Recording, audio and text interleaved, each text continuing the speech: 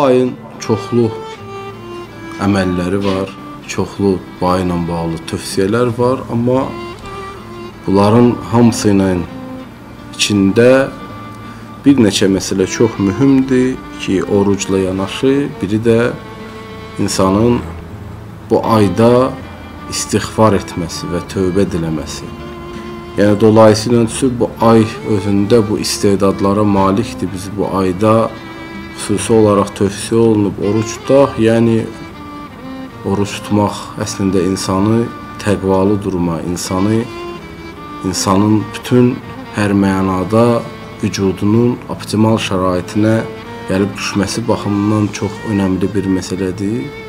Və istiğfar, bağışlama diləmə, tövbə diləmə əslində bu ayda olan əməllərdən biridir ki, bu ayın içində xüsusi fürsət var, bu ayın içində xüsusi imkanlar var, bu ayın içində xüsusi inayətlər var və insanın tövbəsinin qəbul olunma baxımından, bağışlanma baxımından çox önəmlidir, zamanın çox önəmlidir, məkanın rolu və bu mənada biz görürük ki, Şaban ayı zaman baxımından həmən o fövqəladə imkanlardan, fövqəladə fürsətlərdən biridir ki, biz faydalana bilərik və inşallah özümüzə qayıdışlaya bilərik, özümüzə bu ayda tövbə ilə, istiğfarla əslində öz varlığımıza, öz mahiyyətimizə qayıtmış olarıq.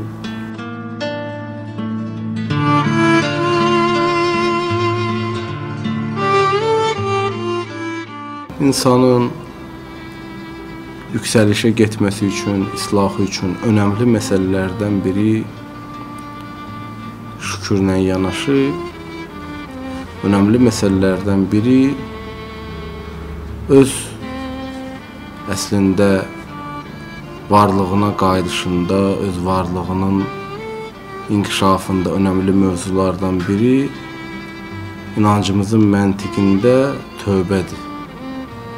Və xüsusən də Şaban ayında yox, bu ayın əməllərində keçir, gündəlik fikirlərində var tövbə məsələsi, bağışlanma məsələsi, özünə qayıdış məsələsi. Və tövbə bizim inancımızda ən önəm verilən mövzulardan biridir. İslam məntiqində günah insanın zatında deyil və belə deyir ki, günah mütləq və mütləq insanda olmalıdır və insan eləyə bilməz ki, günahı tərk eləsin. İslam məntiqində günah bir xəstəlik hökmündədir. Bir xəstəlik hökmündədir və insan o zaman bu xəstəliyə yoluxur ki, müəyyən işlər görər, müəyyən məsələlərdən bu xəstəliyə yoluxmuş olur. Yəni, belə deyir ki, insan zatında ola, belə deyir ki, insan elə günahkar dünyaya gələ, belə deyir ki, insanın günahlı olmaqlığı zəruridir və məcburidir. İslam inancının yanaşması bu məsələlərdə başqa dünya görüşlərindən tam fərqlidir.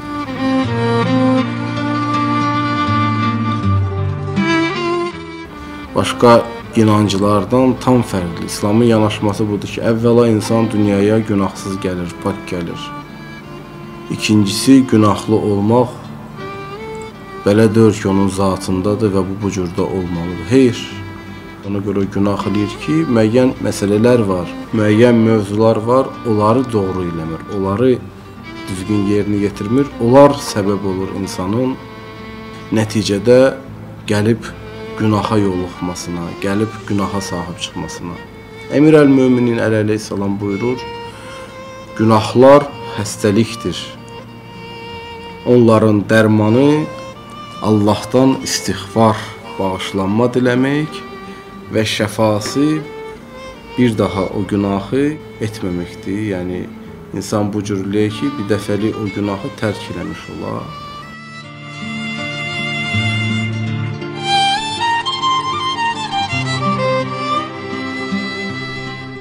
Əli əleyhissalamın məntiqində görürük ki, günah bir xəstəlikdir. İnsan necə xəstəliklərə yoluxur, insan necə müxtəlif xəstəlikləri gəlir onun bədənində yer tapır, o cürdə günahlar o cürdür. və Əmir əl-Möminin bu günahlardan qurtulmanı, bu günahlardan qurtarmağı və onlardan müalicəni istiğfarda görür, tövbədə görür. Mübarək Şaban ayındayıq. Şaban ayı özümüzü müalicə üçün, özümüzü düzəltmək üçün, özümüzü islah üçün ən münasib fürsətlərdən biridir və əslində Əmir əl-Möminin buyruğundakı var, onların dərmanı Allahdan istiğfardır. Bu ay deməli günahlardan müalicə ayıdır.